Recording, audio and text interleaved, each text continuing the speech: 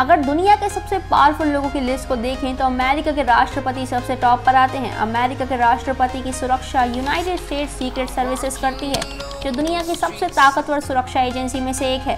President की सुरक्षा के लिए उन्हें रोज अपना 100% देना होता है। उसके बाद भी ये तय नहीं किया जा सकता कि आज सब कुछ सही होगा, क्योंकि अमेरिका का इतिहास ही कुछ ऐसा रहा है कि उसके 2 राष्ट्रपति ऐसे ही ट्रैवलिंग के दौरान मार दिए गए थे, जिसमें जेम्स गारफील्ड और कैनेडी शामिल हैं। तो आइए आज इस वीडियो में हम आपको बताते हैं कि अमेरिकी राष्ट्रपति को ट्रैवलिंग के दौरान किस तरह से हाई सिक्योरिटी दी जाती है। इस काफिले को आप गौर से देखिए, इसमें लोकल पुलिस की गाड़ियों और बाइक्स के अलावा भी कितना कुछ आपको देखने को मिल जाएगा। यूनाइटेड स्टेट्स सीक्रेट सर्विसेज जो अमेरिकी राष्ट्रपति की सुरक्षा का जिम्मा अपने ऊपर उठाए रखती है, वो ज़्यादातर यही ट्राई करती है कि प्रेसिडेंट को एयरप्लेन या हेलीकॉप्टर से एक जगह से दूसरी जगह ले जाया जाए। लेकिन जब प्रेसिडेंट को 20 मिनट तक का ही सफ़र तय करना होता है तो उन्हें कार के माध्यम से ले जाया जाता है। इनकी कार एक भारी भरकम काफिले का हिस्सा होती है, जिस काफिले को भारी भरकम इसलिए कहा जाता है क्योंकि इस काफिले में 50 से भी ज़्यादा गाड़ियां और 150 से भी ज़्यादा लोग शामिल हैं। इसी के साथ सीक्रेट सर्विस एजेंट्स ये भी तय कर लेते हैं कि यह यात्रा कितनी देर में तय होगी, प्रेसिडेंट्स किस साइड से बैठेंगे और किस साइड से उतरेंगे, कौन सी गाड़ी की लोकेशन क्या होगी।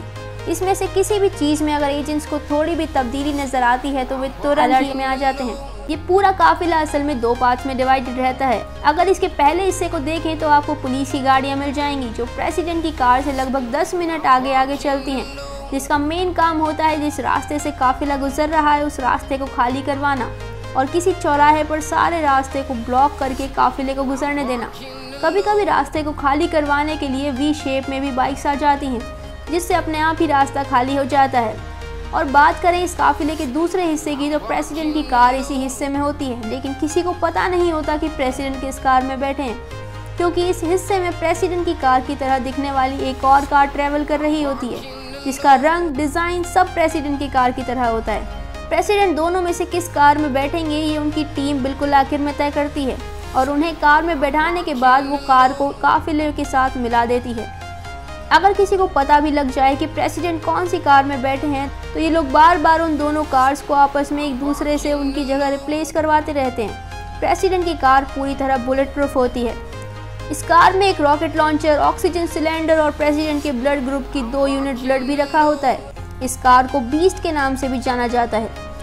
सबसे आगे चलने वाली ये काली कार बॉम्ब डिटेक्टर का काम करती है। इसके ऊपर लगे सेंसर आसपास एक वेव प्रोपेगेट करते हैं, जिससे उन्हें पता लग जाता है कि कहीं कोई बॉम्ब तो नहीं। अगर कोई बॉम्ब होता है तो ये सिग्नल उसे जैम कर देते हैं और उसी के साथ साथ पूरे काफिले को मिसाइल अटैक से बचाने का काम भी करती है। इसमें लगे कुछ खास तरह के सेंसर पहले से ही भांप लेते हैं कि कोई मिसाइल टारगेट करके तो नहीं आ रही, जिससे कि काफिला मिसाइल अटैक से बच जाता है। सबसे पीछे चलने वाली कार्स में प्रेसिडेंट के सीक्रेट सर्विस एजेंट्स बैठे होते हैं, जो हमेशा प्रेसिडेंट के कांटेक्ट में रहते हैं।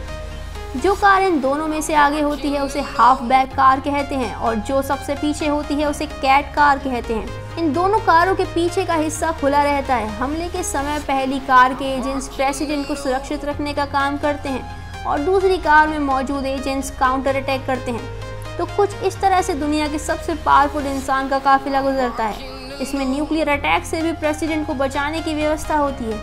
आपको ये सिक्योरिटी सिस्टम कैसा लगा कमेंट करके ज़रूर बताएं।